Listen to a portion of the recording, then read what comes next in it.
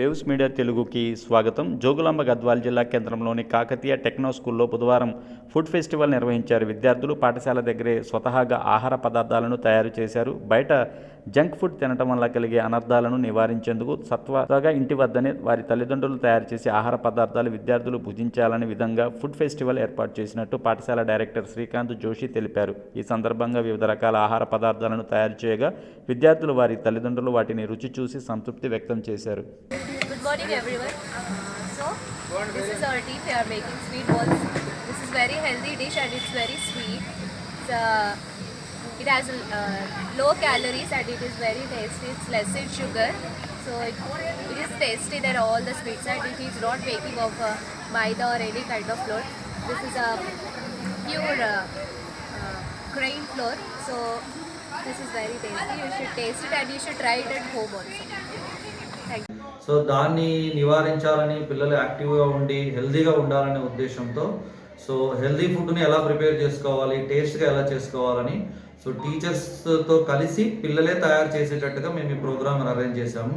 So దీనికి తల్లిదండ్రులను కూడా ఇన్వైట్ చేసి సో వాళ్ళు కూడా హెల్తీ ఫుడ్ని ఎలా తయారు చేయాలి టేస్టీగా అనేది వాళ్ళకు చూపించి సో పిల్లల్ని మ్యాక్సిమం ఆ జంక్ ఫుడ్ నుంచి దూరంగా పెట్టి ఇంట్లో కూడా వాళ్ళు హెల్తీ ఫుడ్ తిని ఆరోగ్యంగా ఉండేటట్టుగా చూడాలన్నదే ఈ ప్రోగ్రామ్ యొక్క మోటో.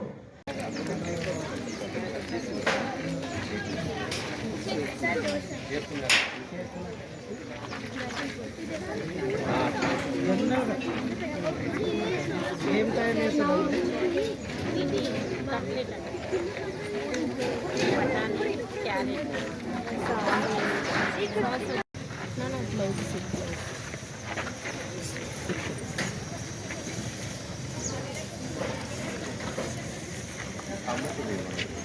బాగా ముట్టది ఇది తయారు చేస్తారు.